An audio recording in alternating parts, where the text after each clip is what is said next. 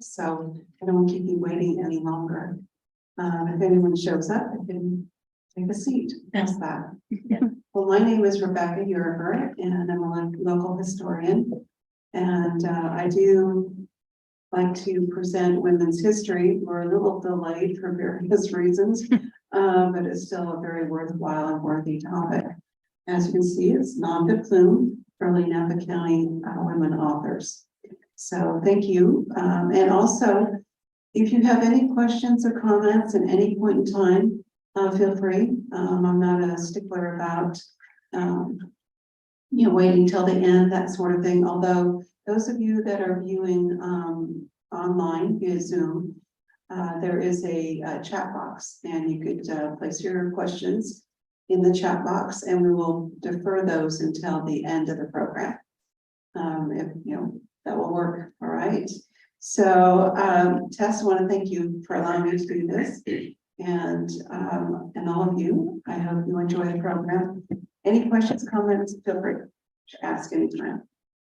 First of all, I want to let you know this is an overview. It is a biographical sketch of these women. I'm focusing on 4 in particular, and it'll be about their respective lives and their legacies here in Napa Valley and Napa County. And it's all kind of interesting. Maybe you'll notice that there are some intersections in their lives. And you begin to discover that as you're researching the individuals through history. The celebrated women writers that I'll be focusing on are Mary Frances Kennedy, or M.F.K. Fisher.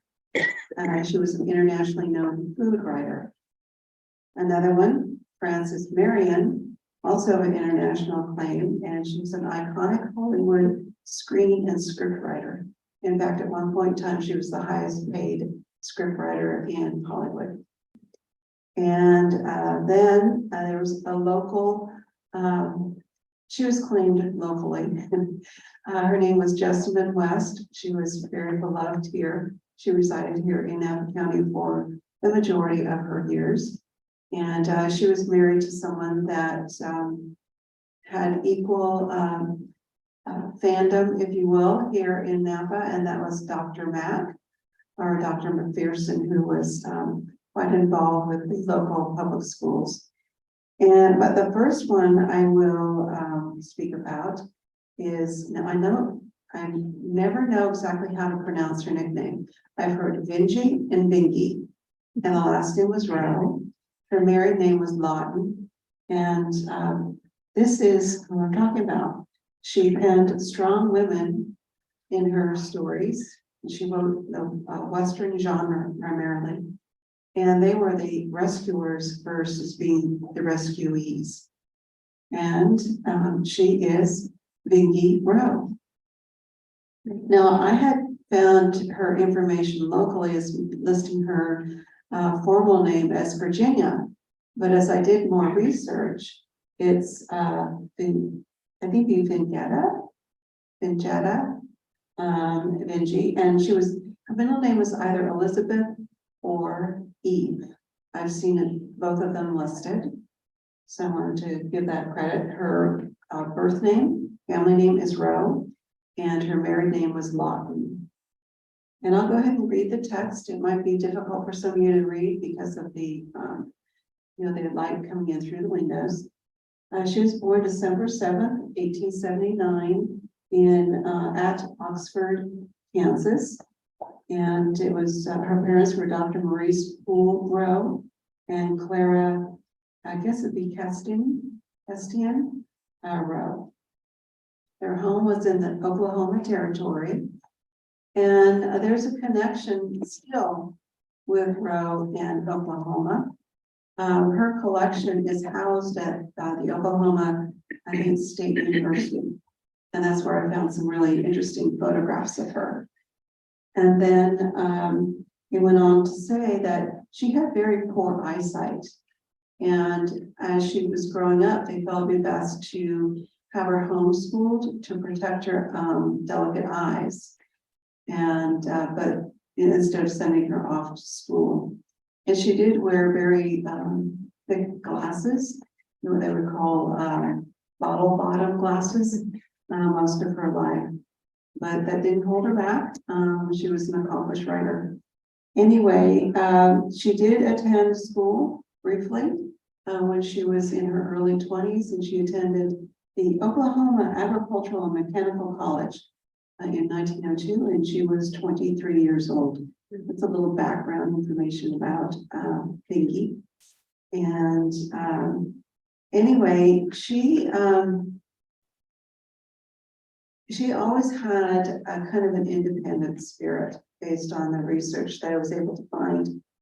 And she did get married eventually to Raymond C. Lawton, and he was an electrical engineer, and they got married in 1907. And so she was born in 1879, so she was, what about, someone do the math quick. She'd be about 28? Yeah. Yeah. Can you repeat that? Oh, 28. 28. Yeah. Thank you. And they eventually moved to Oregon. Yeah, next one. Now this is her property here in Napa County, but she always lived in an agricultural kind of setting. And she and her husband moved to Oregon and lived there on their orchard farm for a while until their relationship fell apart and ended in divorce. And she and her mother, Clara, moved to Napa County, a Woodland Valley area to be exact. And the property was known as the Lonely Valley Ranch. Now, some of these images are from the collection at Oklahoma University. And it's a distant shot of her home and the barn, the one on the left, and the one on the right is she's sitting on I do believe that would be a plow with two obviously draft type of horses. So she was quite an adventurous woman, and that was reflected in her women in her books. Anyway, her Eastern Napa County home was also a site for an annual gathering of women writers. It was a retreat of sorts. And she, Yep. And as I said, she was kind of an adventurous woman. She had a friend by the name of Eva Steams. And Eva is on the, this is the image on the left. Eva's the shorter woman on the left, and Benji is the one on the right. And you can tell because Benji has the very big, thick glasses on. And the title underneath is The Season's Catch. If you can tell that they have itty bitty little fish on the string hanging between them. So they're quite proud of their catch of the day. And Benji was also quite enamored with horses. She had one horse that was named Red Star. This is not Red Star.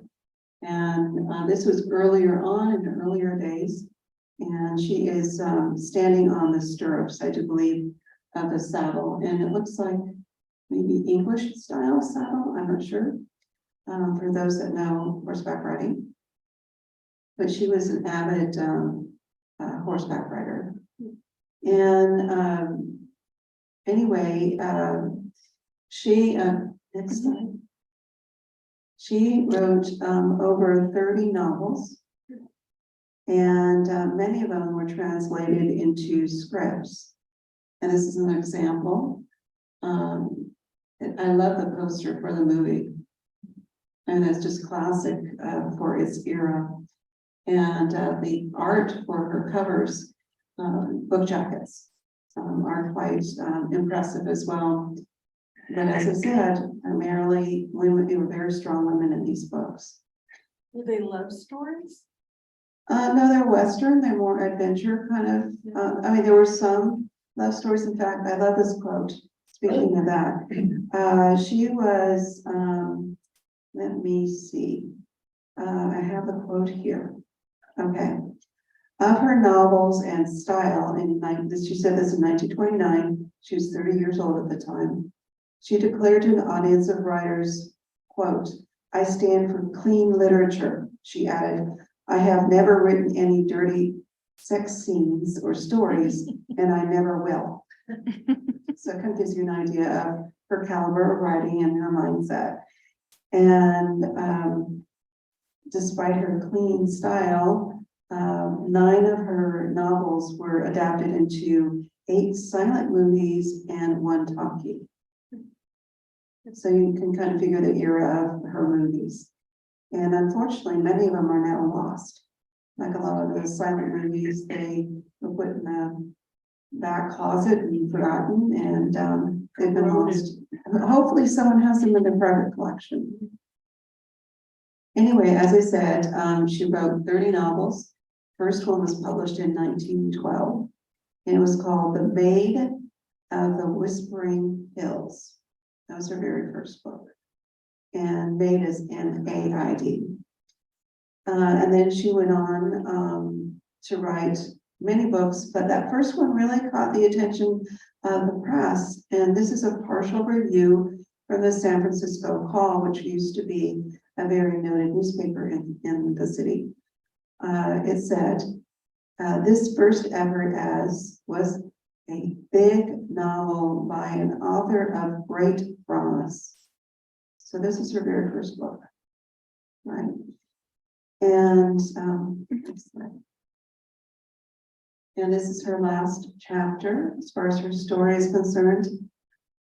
She did eventually sell her ranch in East Napa County, and she moved to, let's see, it was Cloverdale, into the residential area, and had a home there.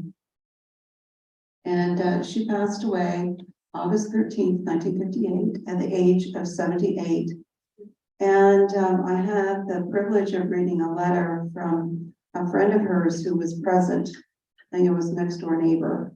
And this letter was written to another friend of Angie's. And I want to I want to thank being loaned some of these papers so I could include them in this presentation. And basically it went on to say that Angie had a tendency to complain about even the smallest of ailments, and her doctor started to ignore those complaints. Well, a couple days before her death, she was complaining of chest pains. And the doctor and her friend just kind of ignored her, thinking, well, she's just having one of her complaining spells. And then the doctor realized that she was actually having heart attacks. And so the next morning, or actually the morning of August 13, she was getting ready to go to the hospital, and she had a 3rd heart attack, which claimed her life. And as I said, she was 78 years old. She had no children, and she had very many beloved animals. She was more concerned about them and their welfare and where they would go after she passed, and that was all taken care of for her.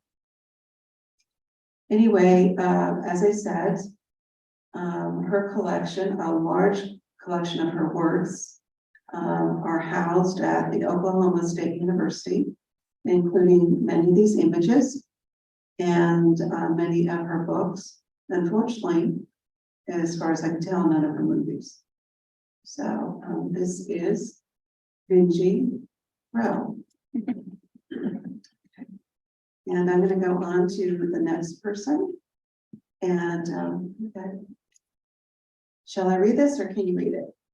She penned both food and fiction with a unique flair in prose. And she was an internationally known food writer.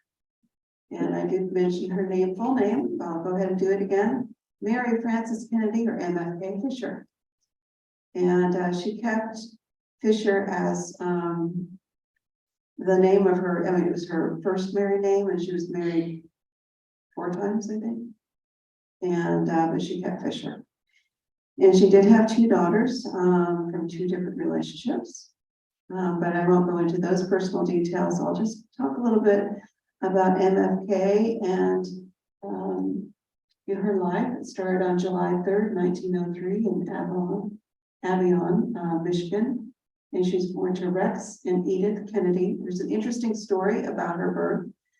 Her father, who was in journalism, but was also a volunteer firefighter, was sure that she was going to be born on the 4th of July.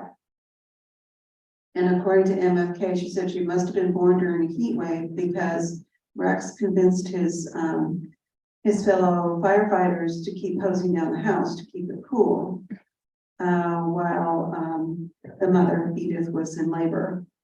So, which is kind of interesting. And Edith, who was, as M.F.K said, was a staunch Irish woman, would have nothing to do with her daughter being born on the 4th of July, not because it was a holiday, but because Rex wanted to name Mary Frances Independencia instead of like in Independence.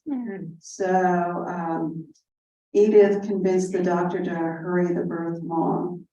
What measures were taken, she did not disclose, but she was born on the 3rd of July and not the 4th of July. It was named Mary Frances and not Independencia. So it's kind of an interesting story. And as you know, they were in Michigan. She had other siblings, but as a toddler, the Kennedy family moved to the Western United States because Rex wanted to own his own farm, in particular an orchard. So they first headed to Washington and Oregon, and they kept working their way further south until they ended up in Whittier, California in 1919. About that time, Rex also bought the major interest in a newspaper in Whittier to continue his career in journalism. So there is a natural inherited tendency or trait for writing that came through her father. And they purchased a 13-acre property and it had an orange orchard, and it was called the ranch. And at times, Mary Frances, or M.F.K, was a stringer for her dad's paper.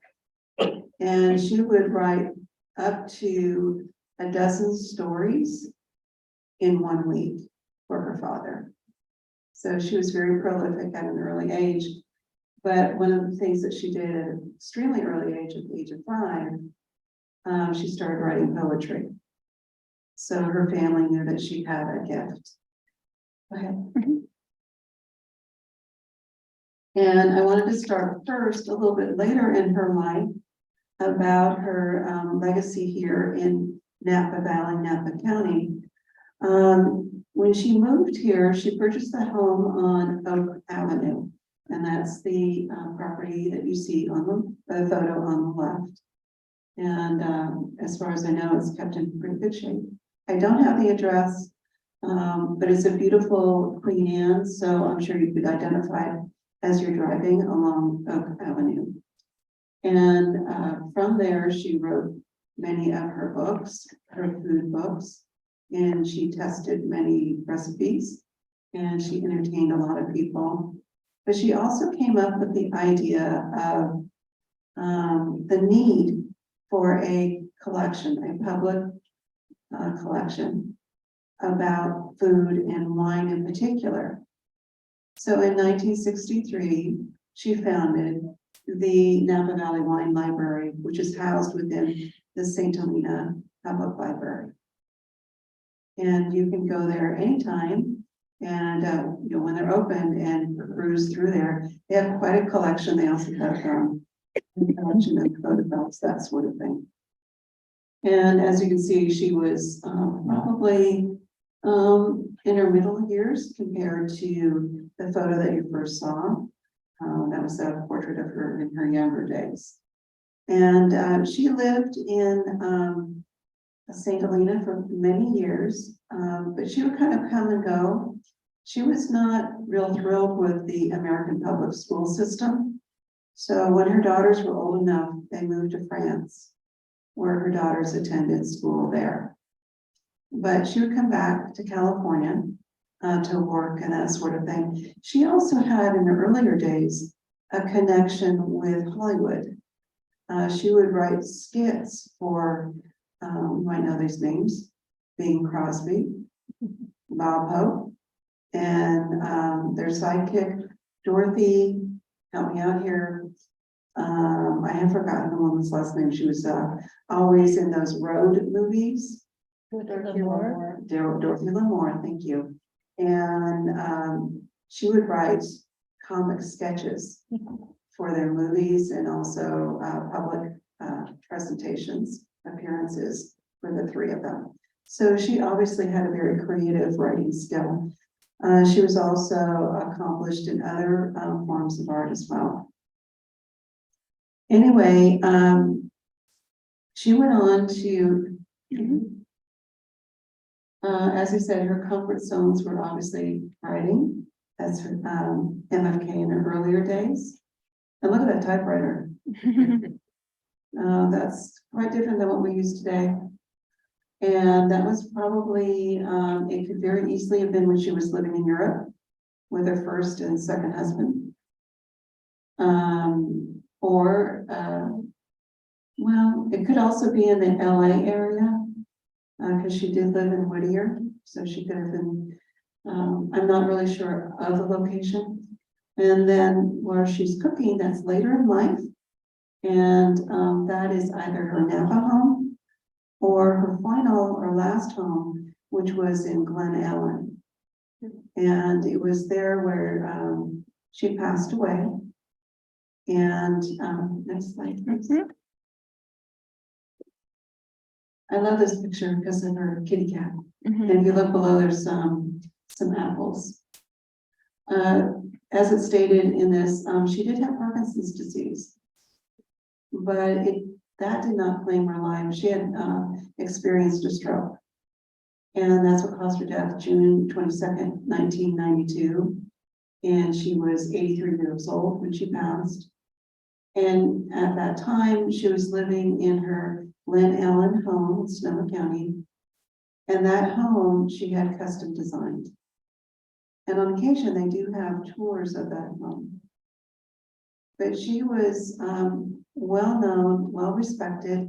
And there's some interesting quotes of hers that that she found that she'd much rather enjoy life with quiet company and good food than noisy parties and socials, that sort of thing. But as far as her cooking style, she'd like to shake up her guests, get them out of their meat, potatoes, and gravy mindset, and also their normal behavior and traditions by presenting them with some unique cuisine. And that was always her goal as a cook, a chef. And she didn't always have an easy life. Her second husband, who she loved very much, he had a terrible disease that was eventually claiming his limbs. He had amputation after amputation. And one morning, she woke up to hear gunfire, a gunshot. And it had just become too much for him. And he passed away because he took his own life. And his name was Delwyn Parrish. She divorced her first husband, Alfred Fisher, because she had fallen in love with Delwyn.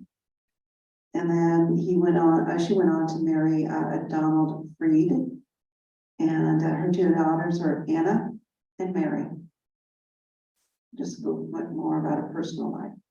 Any questions or comments about M.F.K. Fisher? No? Okay. But even though she lived here, I mean, she has a living legacy, which is wonderful. And even though she was running back and forth all over the place, this was her home, and she said that she loved Napa.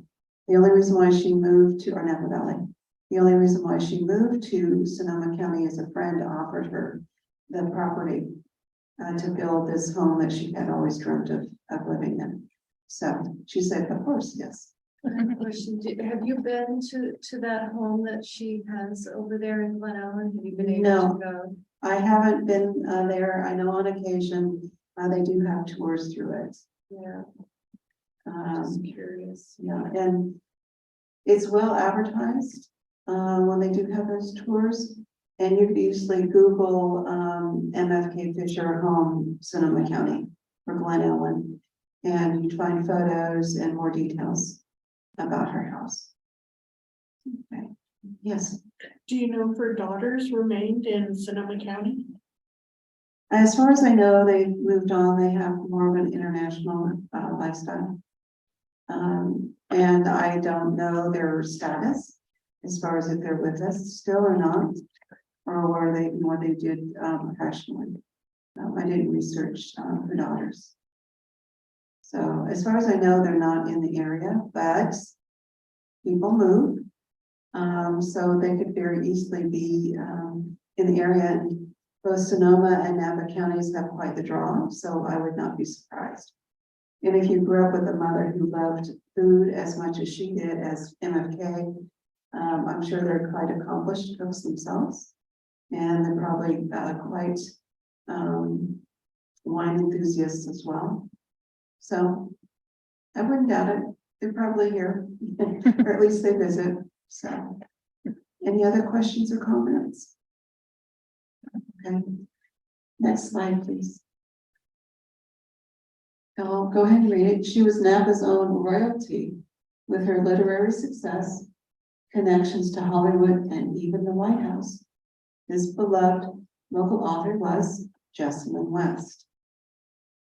And as I mentioned, she lived here for many decades with her husband, Dr. Mack, who had his own reputation, good reputation here, because he was the superintendent of schools in Napa for many, many years. Anyway, I'll go on to read her life story a little bit. She was born on July 18th, 1902, as Mary Jessamine West at Vernon, Indiana, to Eldo I can't say that. Eldo Roy and Grace Anna Millhouse, hint, West. And when she was about 6 years old, they moved west to Southern California. And there, already living there, was her cousin, Richard Millhouse Nixon, and his parents. And so she's second cousins to a former president. And in 1923, Jessamine graduated from Whittier College.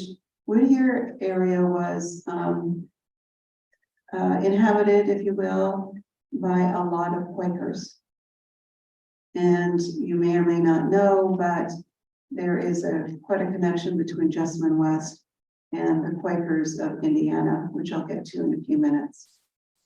Anyway, speaking of Jessamine, she talked about Richard Nixon's father, Frank, and that would be, I do believe, I'm not sure they'd be cousins or uncle and niece, but anyway, he taught Sunday school, and she described it as a fiery, persuasive teacher, and influenced her politically as well.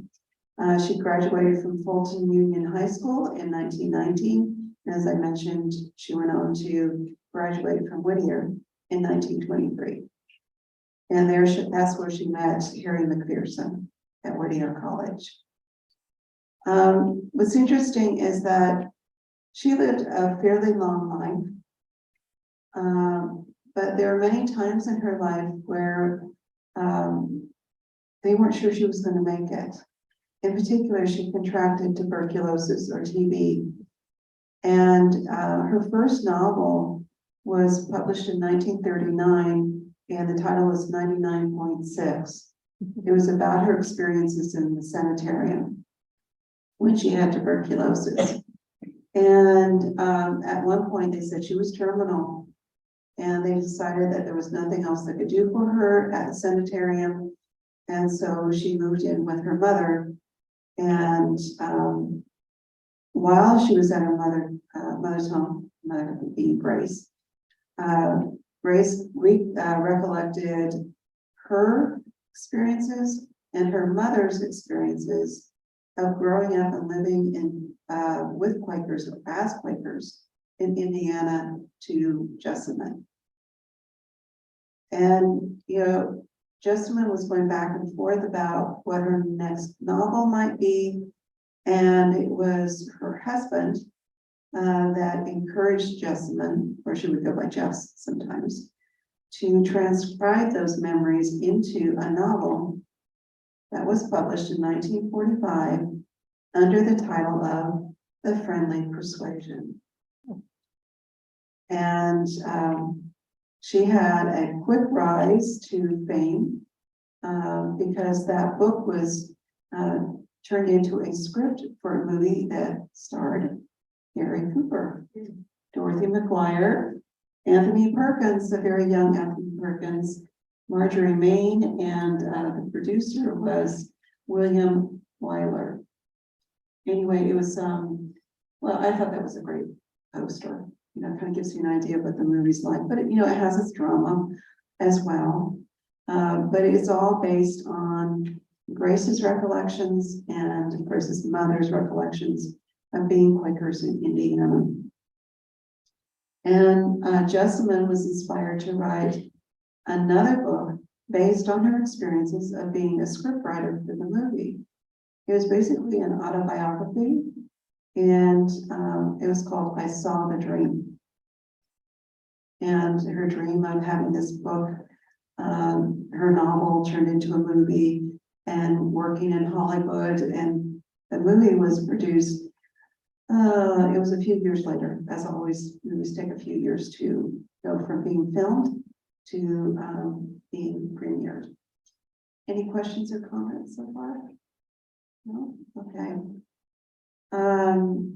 Anyway, about the book, the New York Times book reviewer Orville Prescott wrote, "As fresh and engaging, tender and touching a book as I ever was called sentimental by callous wretches.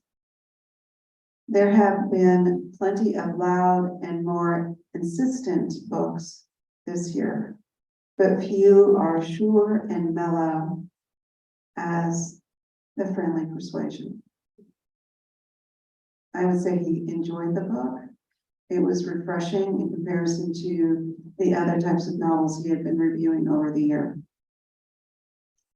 And like I said, she was part of the script writing team. And the year it was released, the movie was 1953. And then she also wrote other books. There's a whole long list, some based on her life. One was Cress Delanty, and it's supposedly fiction, but it talks about a very sensitive young teenage girl growing up in Southern California, Orange County, and what she was facing and dealing with. It was a coming of age kind of book. And it was a Book of the Month Club book or pick in January of 1954. And about that book, LA Times critic Milton Merlin wrote, "It is a richly rewarding story of 5 mysterious, unpredictable, and adventurous years in the girl's life on a Southern California ranch." So that kind of gives you an idea of the style of her writing. Okay, next slide, please. And Jessamine, her life ended when she was 81 years old. So she definitely outsurvived all the predictions, the gloom and doom predictions that she was going to pass much earlier in life because of her tuberculosis and that sort of thing. And she passed on February 23rd, 1984, here in Napa. And I tried to find her obituary, and I was not successful. So I'm not sure her cause of death. I'm not sure if she had coronary issues, pulmonary. I will continue researching. If anyone knows, please let me know. Anyway, Dr. Matt continued to live here for many years. He lived well into his 90s, but he always took great pleasure in recounting Jessamine's life as a writer, as a Hollywood screenwriter, and just what a wonderful person she was. The McPhersons also adopted a young woman when they were in Ireland. And her name is Anne Cash. She is still here in the area, I do believe. Yeah, So, I think she's in government, in the city government on something she was quoted in last year. could be. Yeah, Could be. maybe with the school system or something. Well, she was in education like her father. Yeah. And Anne Cash. And I'm not sure what she's doing these days. But I do believe she wrote her own book about growing up in Ireland and then being adopted by the McPhersons, her life here, that sort of thing. I might have to look that title up for you. So anyway, that's a little bit about Jessamine West. And next slide, please. This next person, next woman, she is a bigger than life personality, and which is appropriate for someone that lived, that worked in Hollywood. And as she started as a Hollywood starlet, but became one of their most renowned screenwriters. She was extremely prolific, and she was also the highest paid for many years. And she is Frances Marion, but that was not her original name. She was born in San Francisco as Marion Benson Owens to Minnie and Len Owens Sr. Her connection to Napa County was very early in life when her father first invested a few years, it was the early 1890s, and then eventually became the sole proprietor of Etna Springs in 1896. And that was quite a posh place, like a lot of our resorts back in the day, the late 1800s, early 1900s. The rich and the famous oftentimes would come to Napa County to rusticate, as they called it, to relax, get away from city life, and enjoy the scenery. So many things have stayed the same, just different today and the different players. But anyway, Etna Springs, in fact, there is a cottage named the Frances Marion Cottage, and I do believe it was designed by Maybach. Some say it was Julian Morgan, I'm not sure, but it was a noted architect that designed Frances Marion's cottage, and that's always reserved for her. Anyway, she would, and a lot of her Hollywood buddies would come up to Etna Springs to get away from the craziness, the paparazzi and all the other stuff of Hollywood and fame. And also, in a little bit, I'll tell you how important Etna Springs Resort was to her after a difficult time in her life. And she was extremely creative. She played the piano, she sculpted, she was an artist in drawing. She was fluent in many languages, and she was especially gifted as a writer. And that became very early on. In fact, she was kicked out of public school because she was drawing instead of doing her math. And the teacher said, put that away. And she said, no. And so she went to a private school. Okay. So she was very independent from early age. Anyway, she, in earlier days, she got married to a young man in San Francisco. That union did not last long, and she was divorced early on, and there was a glimmer coming from Southern California. It was a new and exciting industry. It was the film industry, and at the time it was silent movies. And of course, one of Hollywood's sweethearts, America's sweethearts, was Mary Pickford during the silent movie era. And she was able to translate into the talkies eventually. But when Frances Marion was a starlet, that's how she met Mary Pickford. And they became best of friends and lifelong friends. But as I said, Frances Marion was the highest paid scriptwriter. And Mary Pickford was the highest paid actor or actress in Hollywood for many years. So they were quite the powerhouse duo in Hollywood. And one thing I thought was kind of interesting as far as her name and also when she became a starlet, it was when she was, let's see, at the age of 26, she was signed by director Lois Weber as, quote, Frances Marion, refined type, age 19. And this was circa 1914. So, and this is later, this photograph, these photographs are later. And I'm not sure what movie they're working on, but it was one of the movies that Frances Marion had written for Mary Pickford. Anyway, next slide, please. And Frances Marion won 2 Oscars for her movies. And this gives evidence to it, the photo on the left. And she also met the love of her life in Hollywood. He was a silent film actor who could not make it in talkies for whatever reason. His Hollywood producers and movie studio owners had other actors in mind. It's not that he couldn't cut it in talkies, it was just that they had others in mind. And his name was Fred Thompson. It was Thomson. And then you see Mary Pickford in between Frances Marion and Fred. Unfortunately, well, they had a very happy life together.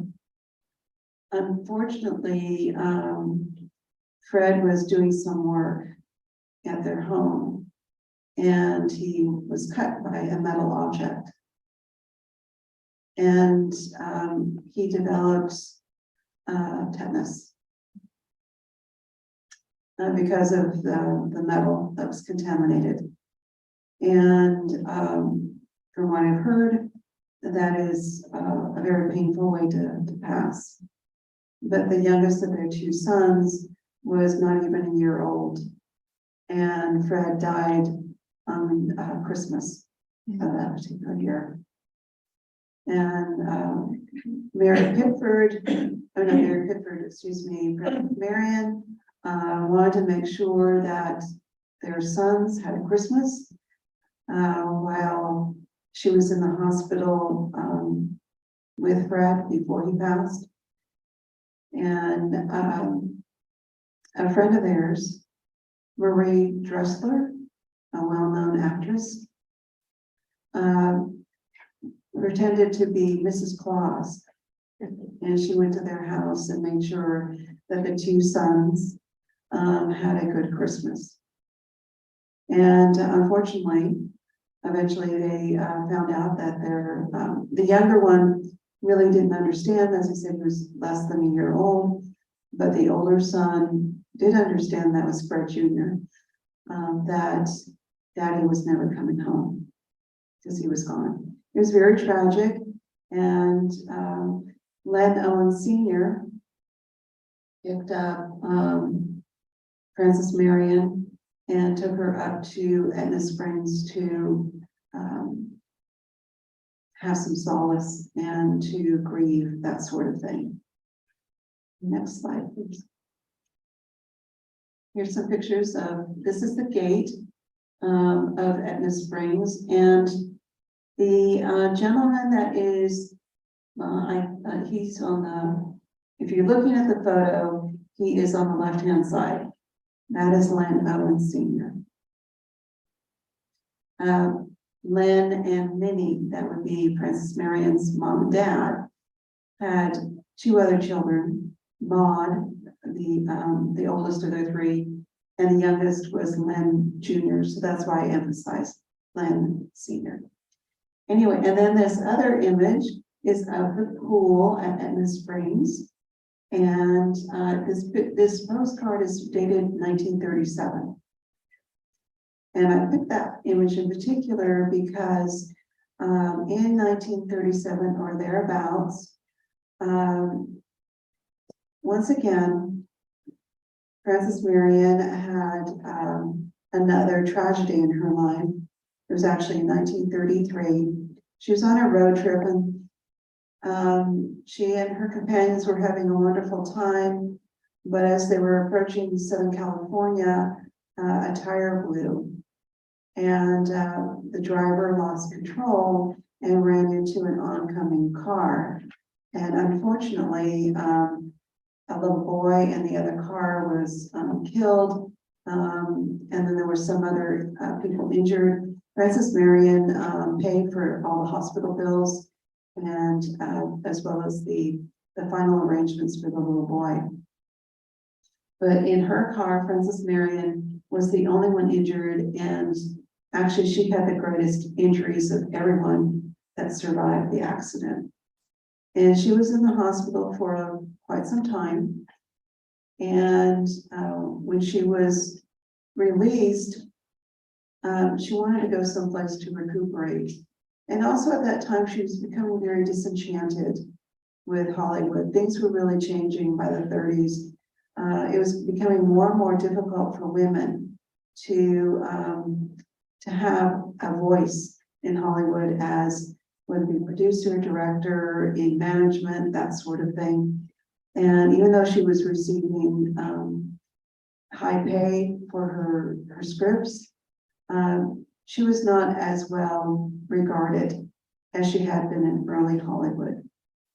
So with all that, she decided to go to Etna Springs. Her sons were in boarding school, so they were well taken care of. Anyway, every day she would, as part of her recovery, she would walk around the resort and the 600 acres that were part of the resort. And then she would go into Pope Valley, which was the nearest community. And she would talk with people, the residents, and she was very impressed with their stories. And she produced a book called Valley People. And this is what she said. Frances Marion focused on the women of Pope Valley and their burdens. Each chapter was a short story, but were intertwined with other individuals. So when you read the first chapter, there was some characters introduced. The next chapter, those characters were carried over, at least in mention. And it's a very interesting book. I don't know if they have a copy here at the library, but I do believe there's one in American Canyon and also Yountville. So you could always request it. It's really interesting. And she, the critics claimed it was a heartbreak book because of the hard stories. And Frances Marion said, quote, "It was an honest book with no punches pulled, and a tribute to my suffering sex, to women in general." But the Pope Valley residents were quite upset with that book. She did not think that she was very kind to them. She didn't think they didn't think it reflected on their personality or their lives very well, making them all look like country bumpkins and,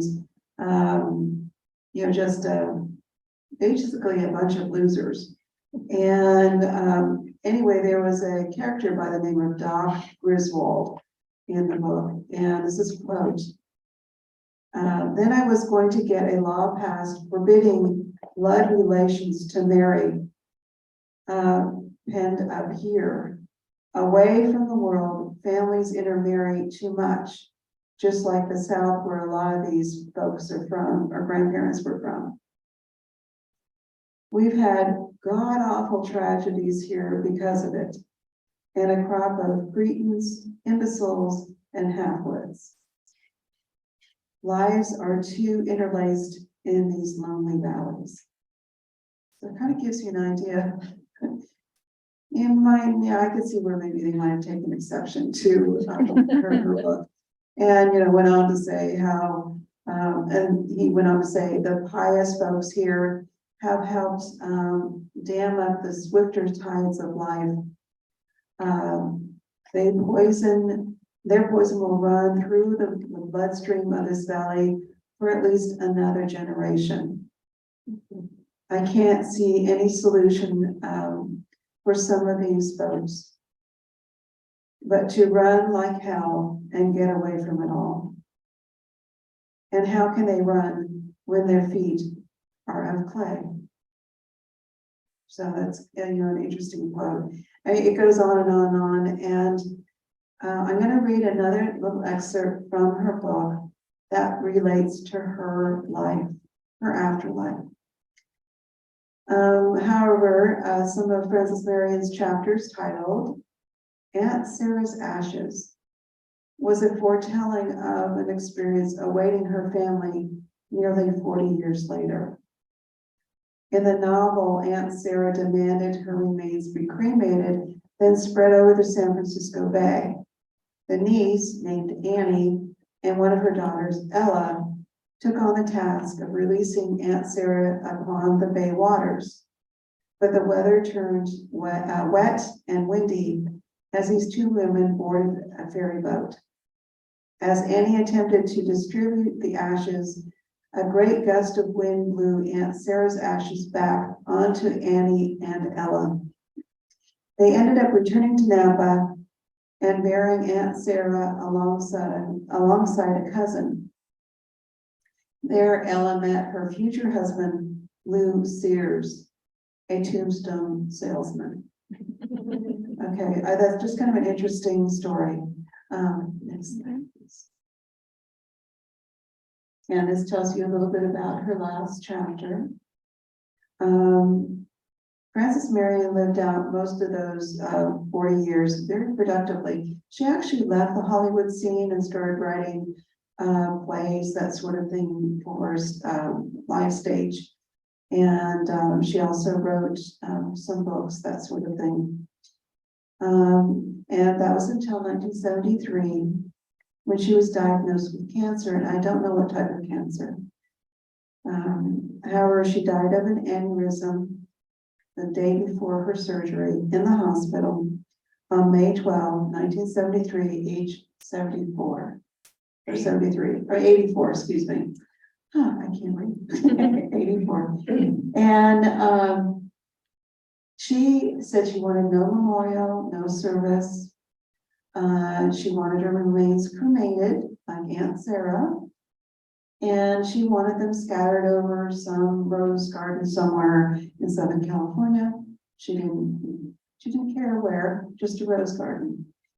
And her sons and their families thought of a more suitable location to scatter those her ashes. So what they did is one of her sons, Richard, was a pilot. And so some of the family got an Cessna plane and they flew up to Napa Valley. And what they did is they flew over Etna Springs. Next slide, please. See, there's an aerial of Etna Springs Resort. There's Etna Springs, you know, the property around it. Anyway, as they got over the area where this, they thought it'd be appropriate to scatter Frances Marion's ashes. A nephew in the back opened the window of the Cessna, and he started to put out a little bit of the ashes. Well, the plane was banking a little bit, the wind came in and blew all the ash back on everybody in the plane. And this is a quote. Let's see. We flew down low, and Hardy, that's the nephew, opened the window to start to throw out the ashes. The first handful blew back in on us. I think we all thought at the same moment of the scene Mama had written in Valley People years before, where a woman was trying to toss ashes off the side of a boat. they blew back on her. After a moment of stunned silence, we all laughed until we cried. So Frances Marion this is her final resting place at Miss Springs. And she was quite a noted author and scriptwriter. So that concludes my presentation about 4 pioneer women authors of Napa County, Nom de Plume. And are there any questions, comments? No? No? Okay, were there any from online? Oh, she needs to turn on a light, so it's hard to read the screen on the computer without the lights on. Is Edna Springs still open? There's rumors that there's a new buyer, and the golf course I do believe is open, but I would not swear to it. And if you want to take a drive up there, it's beautiful this time of the year. I'm sure. But please adhere to whatever signage might be at the gate. If it says no trespassing, please don't. I'll look at that first. And but it's a beautiful area. But there's all sorts of fun places. There's the Pope Valley General Store, and there's a blacksmith shop up there, and it's just beautiful territory. It's kind of like what Napa County used to be eons ago before it was all vineyard. There's a lot of vineyard there now. It used to be cattle country and wheat field. So any questions? The one was, how do we find out about the tours of M.F.K. Fisher's home, which we kind of already went over. How did I find out? How do we find out about the tours? Oh, the Of one in her- Sonoma County. Yes. The best thing to do is Google M.F.K. Fisher home, Glen Ellen, Sonoma County, California. And it would give you the name and probably the location. And they do on occasion have tours through that property. Yeah, it does give you a few different results of tours they've had in the past. I have a friend that's going like in a week or two, and it was yeah. through, they did it through Santa Rosa. She's from Santa Rosa, but they limit it to like 14 people. I guess it's quite small, but it's a 2-hour. Yeah, it is a smaller home, but Yeah. there's a lot of detail. And also, I'm sure they're gonna have about M.F.K. and her life, that sort of thing, much more. I mean, each one of these women could easily take an hour as far as their stories. They're fascinating human beings. And I encourage you to find out more about them if you're interested. So, And I also heard last fall, there was a documentary that was created. And they showed some of it in Marin. It's like last November, December, but I can't seem to find out anything about it now, if it's finished or how you can watch it, but I think it's. well, if they're in the process of filming it, it's probably No, I think some of it's been filmed because they showed it in Marin. Oh, they showed it. Okay. Yeah, and and they mention it on the website, but there's a trailer. It's that you can watch. Does it give the title? I think it's the joy, not joy. It was one of her book names, and now Okay. I'm blanking out, but it's on her website. Okay. Yeah. Oh, I'm sorry. It's called The Art of Eating, Yes. The Life of M.F.K. Fisher. Yeah. Okay. Yeah, that was a title of one of her books, and also I do believe it's a biographical book. Similar title. So the documentary is probably based on that. And I don't know much about where you can see it. Yeah, I can't find it either. I tried, but my friend that's going is going to tell me, because I said, ask them there what you know about that. Right. Yeah. Well, they do have film festivals, that sort of thing in Marin, so maybe that was part of it. Might have been, yeah, it was in the fall. Yes, and if you could find out who the producers were, then you might be able to find out where it might be showing. Yeah, the name of the gentleman is on there. Okay, Yeah. yeah, that might be. There's one person's name, but I know. So. Any other questions or comments? I hope this kind of satisfied your, your request for information about some of these ladies. As I said, they could each take an hour or more to talk about their story, their life stories more in depth and their various works. And I want to thank all of you for coming. It was I really appreciate it, and especially on a lovely evening night tonight. So Thank thank you.